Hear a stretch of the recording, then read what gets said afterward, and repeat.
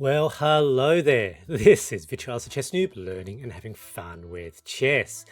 Now, last week I got two consecutive games, one on chess.com and one on Lichess, where my opponent played the Zhuravlev Countergambit against me. And more than that, both of them played a very specific line. And so I really wanted to make a video about this because my response to the Zhuravlev, I've talked about this before, but I think it's really fun, really winning. So those of you who follow my channel will possibly already have seen this before, but let's go take a look. So firstly, I got to play the Vienna game. So e4, e5, knight c3. And the Zhuravlev Countergambit is when black plays a sort of a Ruy Lopez-like bishop, a bishop to b4, very, very aggressive, immediately attacking the knight. It's a very tricky move, but not so easy to play for black. You kind of need to know what you're doing. Now, if you look on the Lichess community database, you'll see in this position, white is generally doing pretty fine, like most moves by white are good. However, there is one move that is categorically better than the best in terms of win ratio. And that is the move I like to make, the 11th most common move, quite rare, about 1% of the time from the position, queen to g4. And because this is very much like the Giraffe attack in the Anderson defense, I like to think of this as the Anti-Zhuravlev Giraffe Counterattack. Now, here it's quite a simple idea. They've moved their bishop out, and so we immediately now put pressure on the g-pawn. And the thing is, in this position, let me take a look. Yep, white wins 59% of the time compared to black 37%. But more than that, the most common response by black is to exchange, and that's good for white. But just behind that, almost just as frequent, is this move by black, which seems to make a lot of sense. Queen to f6. You can see how it can make sense. You know, black is trying to develop a piece. Looks like they've got a potential attack here, and they also defend their g-pawn. But you will see it's a blunder. This is the second most common move by black, and yet it's a blunder on move 3. It's +5. White in this position is basically completely winning. And you see black playing this move fairly commonly all the way into the intermediate level, in fact, even into the advanced intermediate level. This is just a very tricky position for white. So if black is not familiar with the Vienna, not familiar with the Zhuravlev, it's not uncommon that they will play this move. And here, white has the killer move. Now, in my book on 50+2 chess quick wins, one of the tactics I talk about is the queen's knight to d5 with the white pieces. It's often a very, very good tactical attack, early tactical attack by white. It works especially well in the Vienna because the knight comes out early. Here, a knight to d5, and it's a triple fork. Queen, the bishop, but also the pawn on c7. And here, black has a problem. As I said, it's +5. Black has a problem because I've got an attack on g7, on the g-pawn, with the queen. There's an attack on the c-pawn with the knight. It's also pressuring the queen, and fundamentally, the queen cannot make a single move while continuing the defense of both the g and c pawns. It cannot do both. Now, in this game, my opponent thought for quite a while, and eventually they decided to basically do a desperado. Bishop captures. That, of course, doesn't really make a whole lot of sense because capture back, and in fact, in this position, black resigned. Now, let's look at the chess.com game, which I actually played first immediately before this game. Let's move forward again. So let's get back to the position. The Zhuravlev Countergambit, queen to g4, the anti-Zhuravlev Giraffe counterattack, and now queen to f6, as I said, that's a blunder. Knight to d5, triple fork. And in this game, black played the most accurate move. So they thought for almost 2 minutes, and they found the only thing they can really do is to try to trade queen. So queen to g6, captures, captures, and here for white, when you find yourself in this position, not uncommonly, you've got a choice. So either knight captures the c pawn, c7, which of course comes with that absolute fork, or you can take the bishop.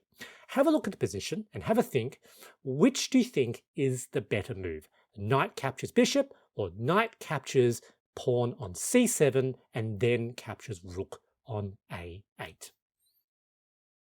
What did you think? Which one do you think is better?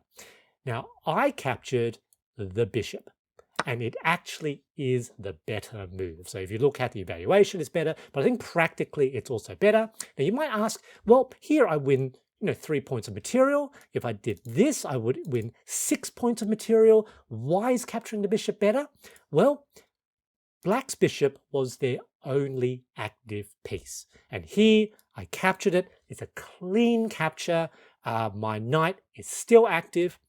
While if I captured this way, basically here and here, this knight is basically stuck in the corner. It's not easy for the knight to come out. In fact, the knight might never be able to come out. It might eventually get captured, but certainly it's out of the game for a while. Black continues to have an active bishop out. I have no other active pieces. So even though I'm materially ahead, from the perspective of activity, I'm not as good from activity, and black has some compensation insofar that they've locked my knight away in jail and their bishop is still out. And so here is a good example where activity can often trump material, particularly in the beginning, in the opening. And it's also an indication why the knight capturing the rook in the corner, it's often not that great a trade. Like even if it's better overall, the knight is out of the picture. The rook at the beginning of the game is not exerting any pressure on the game because it hasn't been activated yet. Something to think about. So as I said, in this game, I captured the bishop, and that was the most accurate move. And of course, if black's not careful, I could always jump back here and threaten that again. However, they saw that, so that was the correct move. Stops me from coming back. All right, and so bring the knight back, try to win a bit of tempo, forces these pawn moves, and basically affects, how easily black can develop. Now, the logic here for me, like the game plan, the approach, the strategy, is really quite simple from this point onwards. So I am up a full piece. And so what I want to do is not play necessarily any weird, dangerous, really, unsound tactics. What I want to do is consolidate, try to develop, get the king to safety, try to force piece trades, balanced piece trades as possible, because as we trade pieces, simplify, move towards an endgame, every piece that comes off the board makes a difference in material. That numerical piece superiority becomes increasingly felt. So that's what I want to do. And so basically here, not difficult for me to play. Now, black plays really well here for a bit. So captures, captures. So here we go. We want to trade. So got rid of a pawn. There we are. Defend. Nice chain. They short castles. That's fine. I develop. That's sort of in a funny place. So here I potentially want to castle long so I can attack black's position. Here, yep, okay. So they push a pawn. That's fine. Long castles. They move the knight now. That's fine. Try to infiltrate with the knight. And black's playing really quite well here. You will notice there's quite a few moves. I haven't been able to really force a trade apart from that pawn right at the beginning. But here we go. Let's start pushing ahead into the king's side, into black's king's position. I've got more pieces. I want to go on the attack if possible. And now I've got the first opportunity to have a trade. So here, unless they want to, bring their knight all the way back, be pushed backwards, they should trade. I think trading is actually their best move. Captures, captures, excellent. Happy to have that doubled pawns, but one piece off the board, a pair of knights off the board. Here we go. They try to close things up. That's fine. And here, the idea is I want to trade bishops, and they allow it. Captures, captures, even better. We've closed off the G and H files, so I don't have to worry about these pawns moving forward. There we are. Now, notice 1, 2, 3, whoops, 3, 4, 5, 6, 7 pawns. They've still got 1, 2, 3, 4, 5, 6, 7 pawns as well. So the board is quite crowded. Lots of pawns on the board, and that means knights are potentially really powerful because they can leap over pieces, jump into positions, while the rooks and potentially the bishop gets kind of hemmed in behind the line of pawns. So the knight is potentially really powerful. So here we go. With a check, that's a fork, allows me to capture a pawn. Very, very good. They're sort of forced to defend that pawn with their rooks, a fairly passive sort of move. Now here, come on, let's trade. Opportunity to trade rooks. Again, I want to have balanced trades, simplify, take pieces off the board. There we go. They decided that they would do this to try to undouble, which makes sense, but that's fine. More than happy for that. It's better for me to get pieces off the board. All right, with an attack with a rook, infiltrating, that's fine. Here, potentially, double attack, that's fine. Now that, of course, is pinned, but there are 2 defenders. Here, I move here, and my thought is potentially I can get 3 attackers there. And so black decided to push forward with their knight to prevent that. But here, remember, knights are powerful. Bishops are relatively more hemmed in, more than happy to trade. So captures, captures. And here, I'm really happy. I've got a rook and knight versus just their rook. It's a matter of playing it carefully. Should be able to eventually break open the pawns. Very, very difficult for black to advance their king with all these pawns on the board. Let's see what happens. All right, check. There we go. They try to push this forward. Here we go. I give 2 attackers here. Black pushes forward. Now, in this position, I make a mistake. In this position, I make a mistake.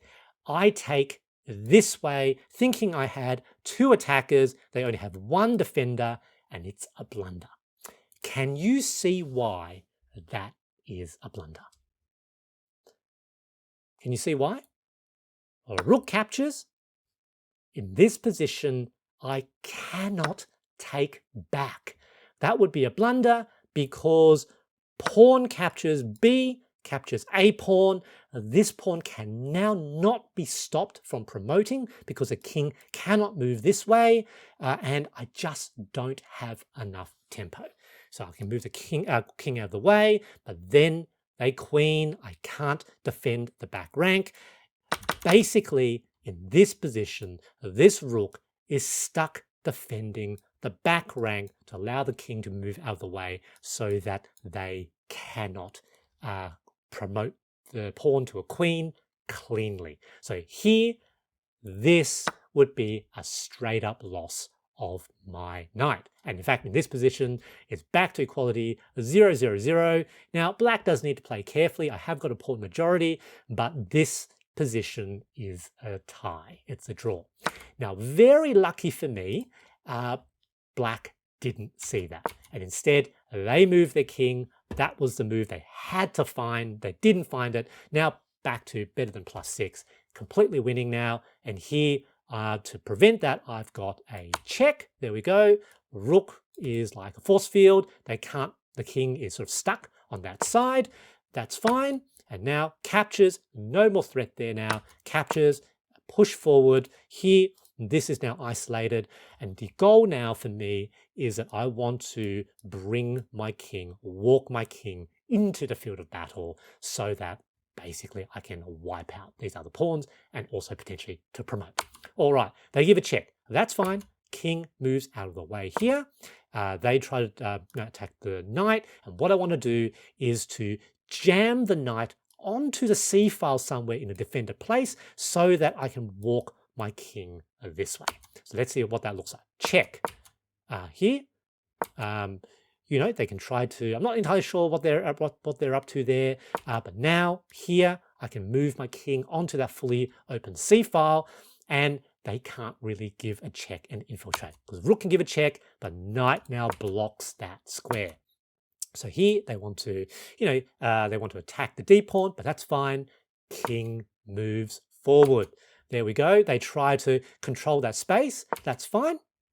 And here, potentially with a move that forces black to either trade their rook, which doesn't make sense, or they have to move it out of the file. They move it out of the file anyway. Block, prevent that check, and now that allows the king to infiltrate. There we go. That's what they do. That's fine. Here we go. I decide to do it this way. Rook attacking the B pawn on B3. They can do what they want here. They're just not fast enough. Capture. And in this position, notice that without a black's B pawn on B3, it transforms my A pawn and B pawn to connected pass pawns. It is simply not possible now for black to prevent one or both of these pawns from promoting. And so capture, that's fine. Let's start moving up the A pawn, march it to promotion. They do some shuffling, absolutely nothing they can do here. I promote, and pretty much it's a matter of, forcing that trade. And now the queen just creeps forward towards the opponent's king. There we are. And in this position, basically black has nothing left. No more tactical maneuvers, pretty much a naked king against a queen. Pretty much the king is just waiting to die. My opponent opted to resign. Good game, GG. The big takeaway from this game is that if you're a Vienna game aficionado, try the Queen G4 line against a Zhuravlev Countergambit. I call it the Anti-Zhuravlev Giraffe attack, and I think you'll like it. I hope you enjoyed this video, and thanks for watching.